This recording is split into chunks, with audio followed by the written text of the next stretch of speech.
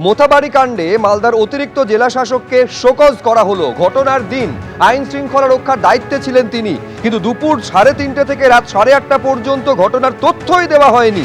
পরিস্থিতির ভয়াবহতার কথা কেন জানাননি ঊর্ধ্বতন কর্তৃপক্ষকে?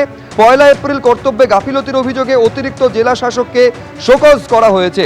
বিচারকদের ওপর হামলার আগের দিন 31 মার্চের ভিডিও ভাইরাল হয়েছে। বিচারকরা কি করবেন কি করবেন না তা নিয়ে প্রশ্ন তোলেন এডিএম। সুপ্রিম কোর্টের গাইডলাইন মেনে বিচারকদের কাজ এবং তা নিয়েও প্রশ্ন তোলা হয়।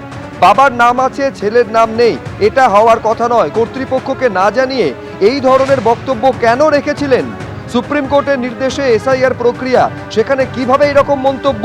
বিচারকদের ওপর হামলার আগের দিন বক্তব্য নিয়েও শোকজ করা হয়েছে এডিএমকে। সেম পরিবারের বাবার নাম আছে, ছেলের নাম কেটে গেছে, ছেলের নাম আছে, বাবার নাম কেটে গেছে, বাবার নাম আছে, মায়ের নাম কেটে গেছে, মায়ের নাম আছে, বেটি আছে, ওর নাম কেটে গেছে। এরকম সমস্যা হয়েছে। এখন আমি যদি দেখি এটাকে বা যে কেউ লোক যদি বলে, এটা কিন্তু হওয়ার কথা না।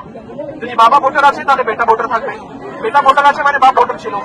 এখন যদি কারো এরকম যাদের যাদের এরকম সমস্যা হয়েছে, অ্যাডজুডিকেশনে বাদ গেছে, হতে পারে কোন একটা কাগজ প্রয়োজন ছিল, ওই কাগজটা হয়তো আপনারা দেননি, দিয়েছিলেন কিন্তু ওটা ঠিক করে দেখতে পারেননি, সেই কাগজটা হয়তো সাফিসিয়েন্ট ছিল না, যে কোনো প্রবলেম হতে পারে।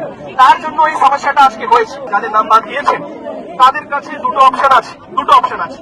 একটা অপশন হচ্ছে নতুন করে ফর্ম ছেড়ে দিব আমরা বিএলওকে, আমরা অনলাইনে অ্যাপ্লাই করবো। 6 নম্বর ফর্ম আমরা নতুন করে দেবো। প্রত্যেকটা গ্রাম পঞ্চায়েতে যে সেক্রেটারি আছে বা এক্সিকিউটিভ অ্যাসিস্ট্যান্ট আছে, তারা কিন্তু আপনাদের যা ফ্ল্যাটগুলো আছে সেটা যে ট্রাইব্যুনালে অনলাইনে অ্যাপ্লাই করতে হবে, সেটা আপনাদের হয়ে ওরা আপনাদের জন্য অ্যাপ্লাই করে দেবে, যাতে আপনারা ট্রাইব্যুনালে টাইমলি আপনারা সাবমিট করতে পারেন।